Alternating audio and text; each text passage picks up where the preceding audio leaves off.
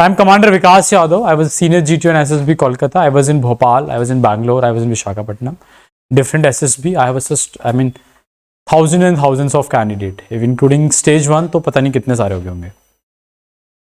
So what I'm telling you now, please pay attention and you will find it useful when you actually go for your SSB and when you go through the procedure of the screening.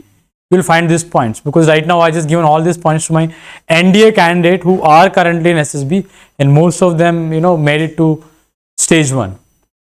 I'm not going to teach you the entire procedure right now. This class is only for the stage 1, and that is most important part of the stage 1 is PPDT. You are right.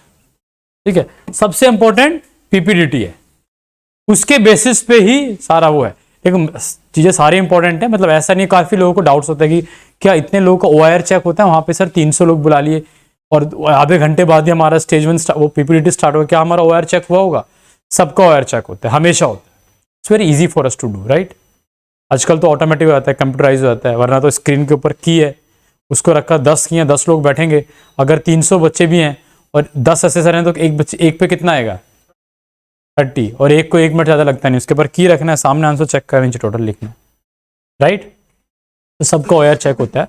Now directly come to PPDT. Whenever any picture is shown to you, I'm going to take you few pictures on this on the board and going to tell you कि उसमें आपको देखना क्या है. आपको सबसे पहले I'll just tell you few tips which you have to keep in mind and few mistakes which you should avoid. The first thing is look at the picture very deeply. When I say deeply, look at for every detail. Centre में क्या दिखाया गया है, background में क्या है, पीछे कौन लोग हैं. बीच में से स्टार्ट करो, कॉर्नर तक पूरा देखते जाओ, वापस सेंटर में आओ, राइट. पहले एक जनरिक व्यू दिख गया, जैसे देखते हैं वो एक आप 2-3 सेकंड में देख लोगे, वो देखा क्या दिखाई दे रहा है, फिर साइड में देखा दिख गया, 5 सेकंड लग गया उसमें. Then again come back to centre, look at the basic detail. What kind of it dress people are wearing, which attire it may be, कहाँ हो सकते हैं ये लोग, क्या कर रहे हैं ये लोग. फिर बैकग्राउंड को देखो फिर से, और अब डिटेल में देखना है उसको कि लोग एक्चुअल में हैं कहाँ पे. किसी बिल्डिंग के बाहर हैं, किसी ऑफिस के अंदर हैं, किसी बीच पे हैं, कोई आउटडोर है कि इंडोर है. और फिर जितना भी आप डिटेल में देखने की कोशिश करोगे उतना आपके लिए अच्छा है. वो कैसे अच्छा है I will tell you later on, but यहाँ हर डिटेल उसका देखने की कोशिश करना है. कई बार लोगों को लगता है कि यार मैं तो देख लिया 10 सेकंड में, तो देख लिया 15 में देख लिया, और क्या देखना है, अभी लिखने लगो. कभी गलती मत करना, 30 सेकंड तक सिर्फ देखना है. आप ये देखो कि आपको वो दिख जाए जो शायद किसी और को ना दिखाई दिया, हर डिटेल उस पिक्चर का, तभी एक आपका अच्छा पिक्चर बन सकता, अच्छा स्टोरी बन सकता है. दूसरा, जब आप लिखने लगोगे, अब एक गलती लोग क्या करते हैं, आई डोंट नो कहां से ये चीज सीख के आते हैं, लेकिन काफी बच्चे करते हैं. I have seen enough candidate, picture में कुछ और दिखाया गया और कहानी कुछ और लिखते हैं. उनको लगता है एक अच्छी कहानी बनाने के लिए, लिखने के लिए आप घर से प्रिपेयर करके लेके जाओ. वो सबसे घटिया चीज है जो आप कर सकते हो. आपका ओवरऑल पर्सनैलिटी चेक हो रहा है, ये वहां कोई किसी का बेवकूफ नहीं बना सकते. व्हेन आई से I started with this line when I told my name. I have done thousands of candidates. I have assessed thousands of candidates. What does it mean? Why did I tell you? So I want to tell you, every assessor who's sitting there, who's doing this day and night, right? एक centre में, सब I was in Bhopal, वहां पे 4 board थे. 33 में मैं posted था, 20, 21, 22, 3 board हो रहे हैं. अपना बोर्ड करने के बाद दूसरे का उसका लोड ज्यादा होगा, उधर चले जाओ, 20 में चले जाओ, कभी 21 में चले जाओ, 22 में चले जाओ. तो असेसर तो डेली ये सब काम कर रहे हैं.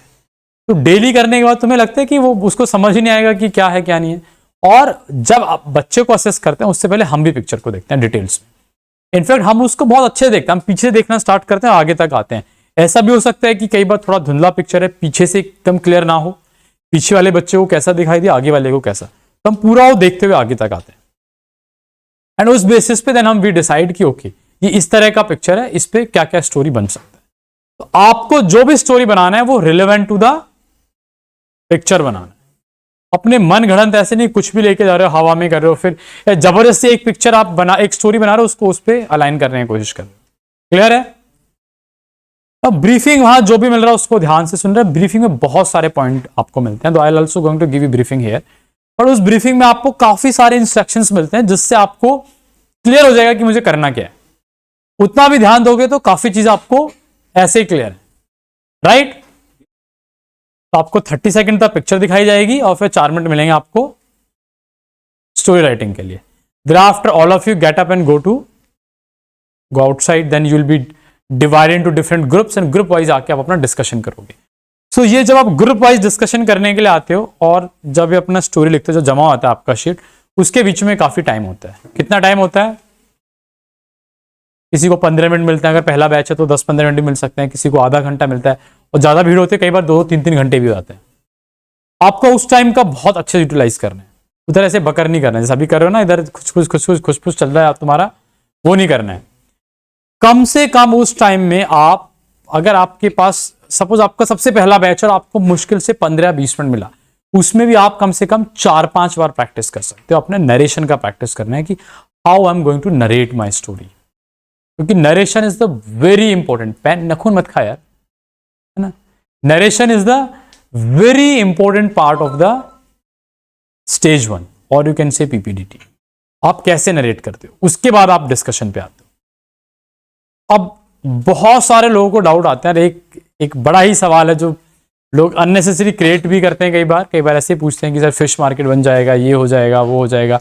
एक तो पता नहीं तुमने कैसे टर्म डिराइव किया यहाँ वहां से सुन के, बट सबसे पहला आपका जब नरेशन होता है उसमें कोई फिश मार्केट नहीं होता है, वो तो आपका इंडिविजुअल अटेंशन है, राइट।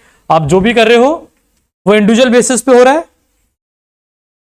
आप अकेले को आपको टाइम मिलेगा, कोई उसके बीच में नहीं आएगा कि ऐसे करो वैसे करो, ये करना है वो करना है, तो आप खुद से ही कर रहे होंगे जो भी कर रहे होंगे। तो वो जो आपको 1 मिनट मिलता है ना, उसका बड़ा अच्छे से यूटिलाइज करना है, बड़ा कॉन्फिडेंटली आपको उसको स्टोरी को नरेट करना है। देन बहुत सारी चीजें दिमाग में आती है। एवरीवन कीप सेइंग यार हमें ना पॉजिटिव एटीट्यूड रखना है।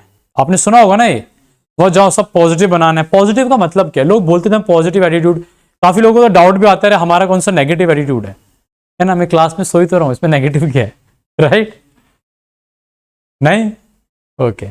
सो पॉजिटिव एटीट्यूड है क्या? When you look at the picture and right a story, is it something कि यार मैं कुछ अलग ही बना दूं, या एक्सीडेंट दिखा रहा है और मैं बना दूं कि is positive attitude like this कि नहीं नहीं कुछ नहीं हुआ, कुछ नहीं हुआ। I mean candidate does it, I mean candidate, the number of candidates will do it. वो एक एक्सीडेंट दिखाएंगे और उसको बता देंगे स्ट्रीट प्ले है, अरे उधर खून भी बह रहा है ना। कुछ भी रियलिटी से भागने को पॉजिटिविटी नहीं बोलते हैं। पॉजिटिविटी का मतलब क्या होता है कि आप किसी भी सिचुएशन में हो उसमें बेस्ट क्या कर सकते हो आप, right. Like I was coming to this place and suddenly my car got some problem, basically उसका क्लच प्लेट खराब हो गया, तो अब मैं उसमें क्या क्या एक्शन ले सकता हूँ, which I did also, right? That's why I'm right now in this class. Otherwise I could have been here a bit early, right? तो पॉजिटिविटी का मतलब ये नहीं कि मैं ये बोलने लगूं नहीं नहीं कुछ नहीं है, गाड़ी में कुछ प्रॉब्लम नहीं है, कुछ प्रॉब्लम नहीं है, खड़ा रहो वहीं पे। ऐसा तो नहीं हो सकता। रियलिटी तो है, प्रॉब्लम है उसमें, उसका क्लच प्लेट खराब हो गया, अब वो गाड़ी ना चलने में है ना कुछ है, वो रोड साइड में बीच में रुक गया, उससे ट्रैफिक भी जाम हो सकता है, वहां पे होने लग रहा था ना। तो which all action you require to come out of those problem very good stuck, that is positivity. कहीं एक्सीडेंट हो गया तो which all action you can take, right, to save someone's life, that is the positivity. And your mind should be clear about it कि मुझे इसमें कैसे कुछ अच्छा रिजल्ट निकालना है, खराब नहीं करना है। सिचुएशन तो ऑलरेडी बेकार कुछ दिया हुआ तो उसको अच्छा करना है, और नॉर्मल जो अच्छा दिया उसमें अननेसेसरी कुछ नेगेटिव नहीं सोचना है ना। जैसे एक बहुत से बच्चे बनाते हैं, कोई बच्चा से पढ़ रहा है ये बहुत गरीब है ना, ऐसे जरूरी नहीं है, इससे टैग लाइन अननेसेसरी नहीं लगाने।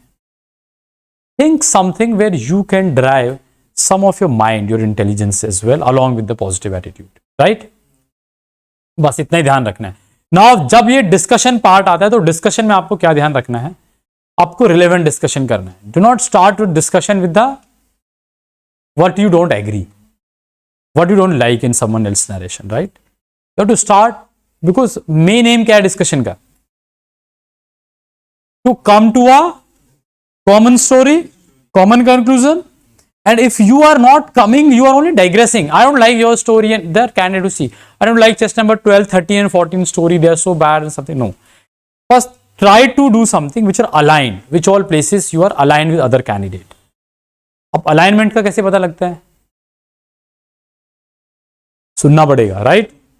कुछ बच्चे क्या करते हैं, आपने नरेट किया फिर बस चुपचाप बैठ गए, इधर देखने लगते हैं। जीडी में भी वही काम करते हैं। जैसे ग्रुप डिस्कशन स्टार्ट होगा, अपने जल्दी से 2 पॉइंट बोले, as we can see that this is, फिर चुप हो गया, फिर इधर नीचे सोचने लगा, फिर बीच में जैसे मौका मिला फिर अपना दिया, फिर ऐसे हो गया। This is not a discussion. Discussion is a 2-way communication, right? Do not do these mistakes. Assessors are not fool there. मतलब आप जैसे बच्चे रोज देखते हैं वो, है ना, वही काम है। आज आप आओगे, कुछ को रखा, कुछ को बाहर भेजा, फिर 5 दिन फिर ऐसे, फिर दूसरा आएगा।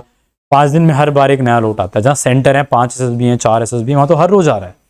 आज इस बोर्ड में, आज इस बोर्ड में। सो एवरीवन इज अंडरस्टैंडिंग कि how much you are involve in this discussion. आपने लोगों को कितना सुना, आप उसको कैसे आगे लेके गए और कैसे कॉमन कंक्लूजन पे लेके आ रहे हो ग्रुप को, रादर देन जस्ट एग्रीइंग और नॉट एग्रीइंग ऑन। लोगों को ऐसे बड़े डाउट्स आके पूछते हैं, सर मैं तो 5 बार बोला, फिर मेरा क्यों नहीं हुआ? तुम 50 बार बोलो, उससे क्या फर्क पड़ता है? Did you do all things which is required for a discussion? Understand, it's a discussion, group discussion and not some kind of narration का पार्ट अलग है, वो खत्म हो गया। अभी नरेट नहीं करना है। जो other candidate are narrating, you to listen to them as well, right?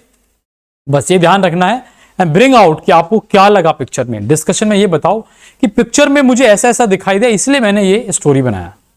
So I think my story is more relevant and then which I feel ये इन लोगों का, कुछ लोगों का aligned है, इस थीम पे है, इस बेसिस पे है। Let's make a common story on certain kind of a theme। उन चीज को आप लेके चलोगे, that'll be very good discussion। And remember जो वहाँ पे असेसर बैठे हैं वो भी किस लिए बैठे हुए हैं?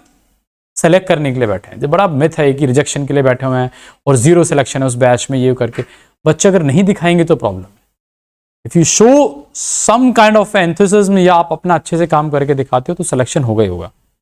वहां असेसर ना जब बैठता है ना, चाहे स्टेज 1 स्क्रीनिंग का है या फिर फाइनल डे, जब लास्ट डे होता है ना कॉन्फ्रेंस में, when you take some candidate you feel so proud, yes I clear 2, I clear 3। If you don't carry any candidate you also feel very bad, 5 दिन कितना सिस्टम का खराब हो गया। तो ये चीज आपको ध्यान में रखनी है, ठीक है।